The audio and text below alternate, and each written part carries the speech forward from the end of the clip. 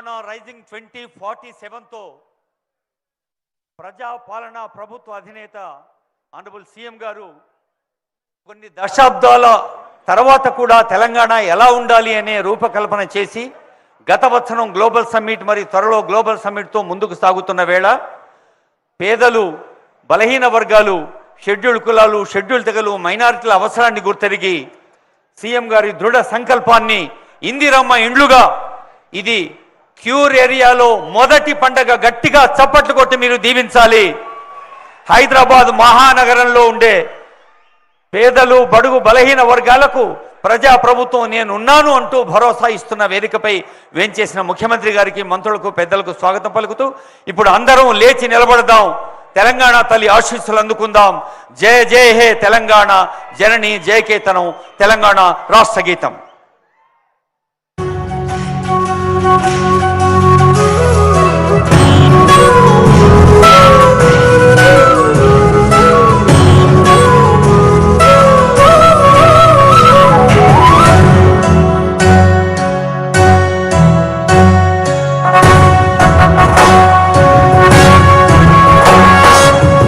జయ హే తెలంగాణ జననీ జయకేతనం, ముకోటి గొంతుకలు ఒక్కటైన చేతనం, తరతరాల చరితగల తల్లి నీరాజనం, పద పదాన నీ పిల్లలు ప్రణమిల్లిన శుభతరుణం. జయ తెలంగాణ, జయ జయ తెలంగాణ, జయ తెలంగాణ, జయ జయ తెలంగాణ.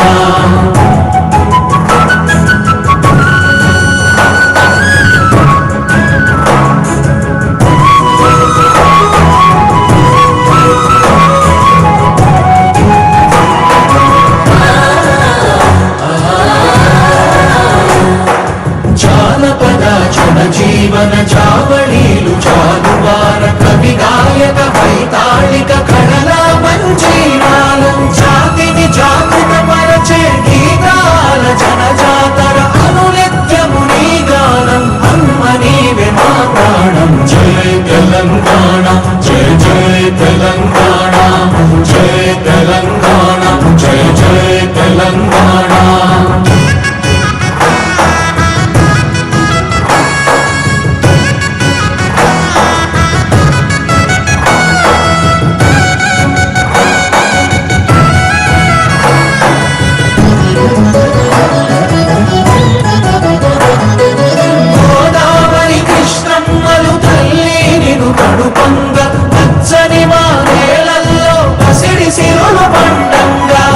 శాంతుల తెలంగాణ సుభిక్షంగా ఉండాలి, ప్రతిదినమది తెలంగాణ ప్రజల కలలు పండాలి. జై తెలంగాణ, జై జై తెలంగాణ, జై తెలంగాణ, జై జై తెలంగాణ, జై తెలంగాణ, జై జై తెలంగాణ, జై తెలంగాణ, జై జై తెలంగాణ. హైదరాబాద్ మహానగర ప్రాంతంలో అందరూ సుఖశాంతులతో సుభిక్షంగా ఉండేందుకు ఇందిరమ్మ ఇండ్ల భూమి పూజకు వెంచేసిన ముఖ్యమంత్రి గారికి గట్టిగా కరతాళ ధ్వనులతో మరొకమారు స్వాగతం పలుకుదాం, ధన్యవాదాలు అందచేద్దాం. ఇప్పుడు శ్రీ గౌతమ్ ఐఏఎస్ వారు వెల్కమ్ అడ్రస్ చెప్తారు.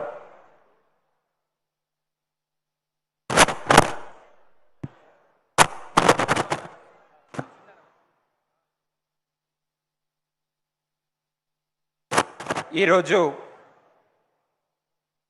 హైదరాబాద్ మహానగర ప్రాంతాల్లో 1,00,000 ఇళ్లకి శ్రీకారం చుట్టే ఈ బృహత్తరమైన కార్యక్రమానికి ముఖ్య అతిథిగా వచ్చేసినటువంటి గౌరవనీయులు తెలంగాణ రాష్ట్ర ముఖ్యమంత్రి వర్యులు శ్రీ ఏ రేవంత్ రెడ్డి గారికి, అలానే వేదికని అలంకరించిన గౌరవనీయులు రెవెన్యూ మరియు హౌసింగ్ మంత్రివర్యులు శ్రీ పొంగులేటి శ్రీనివాసరెడ్డి గారికి, అలానే రంగారెడ్డి మరియు మేడ్చల్ జిల్లా ఇన్ఛార్జ్ మంత్రివర్యులు శ్రీ శ్రీధర్ బాబు గారికి, అలానే హైదరాబాద్ జిల్లా ఇన్ఛార్జ్ మంత్రివర్యులు శ్రీ పొన్నం ప్రభాకర్ గారికి, వేదిక పైన ఉన్న కుకట్పల్లి ఎమ్మెల్యే గారు మాధవరం కృష్ణారావు గారికి, అరకపూడి గాంధీ గారికి, అలానే పట్నం మహేందర్ రెడ్డి గారికి,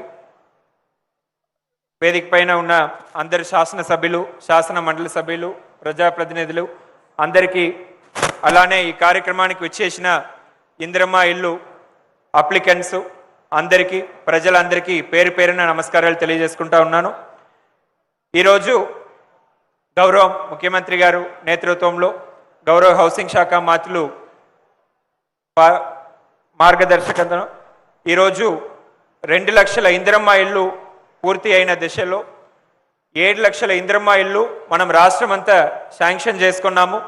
గౌరవ ముఖ్యమంత్రి వర్యులు గత నెలలోనే ఆసిఫాబాద్లో 2వ విడత ఇందిరమ్మ కార్యక్రమం కూడా శ్రీకారం చుట్టడం జరిగింది. రాష్ట్రమంతా ఇంత చురుగ్గా ఇందిరమ్మ ఇల్లు నడుస్తున్నప్పుడు ఇక్కడ హైదరాబాద్ మహానగరంలో పేద ప్రజలకి చోటు లేదు. సో చోటు ఉన్న వాళ్ళకి మనం 5 లక్షలు ఇస్తున్నాము. గ్రామీణ ప్రాంతాల్లో, నగరంలో ఉన్న వాళ్ళకి జాగా లేదు కాబట్టి వాళ్ళకి ఏం చేయాలని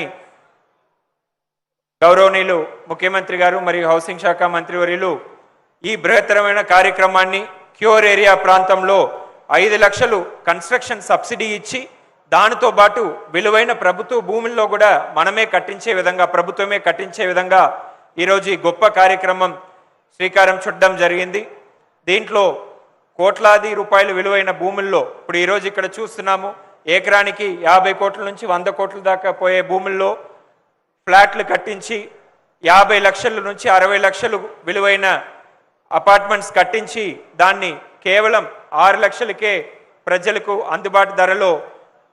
అందుబాటులో తీసుకురావాలని హౌసింగ్ బోర్డు ద్వారా ఈ కార్యక్రమం చేయడానికి ప్రభుత్వం ఆదేశాలు ఇచ్చింది. సో ఈ కార్యక్రమంలో మీరు అందరూ కూడా అప్లికేషన్ కూడా పెట్టుకున్నారు. పనులు వచ్చే వారం నుంచే మొదలవుతాయి. 1 సంవత్సరంలో కంప్లీట్ చేసి ఇచ్చే విధంగా ప్రభుత్వం హౌసింగ్ బోర్డుకు ఆదేశాలు ఇచ్చినాయి. సో మీ కలలు కేవలం 1 సంవత్సరంలోనే కంప్లీట్ అయ్యి మీకు ఇల్లులు అందించే బాధ్యత అనేది ప్రభుత్వం తీసుకుంటుంది. ఈ కార్యక్రమానికి వచ్చేసిన గౌరవనీయుల అతిథులందరికీ కూడా మళ్ళొకసారి స్వాగతం, సుస్వాగతం తెలుపుకుంటూ ధన్యవాదాలు తెలియజేసుకుంటున్నాను. Thank you. ఇందిరమ్మ ఇల్లు అనేది కన్నవారి కలలు తీర్చిన వరం. ఇప్పుడు తమ సందేశం అందిస్తారు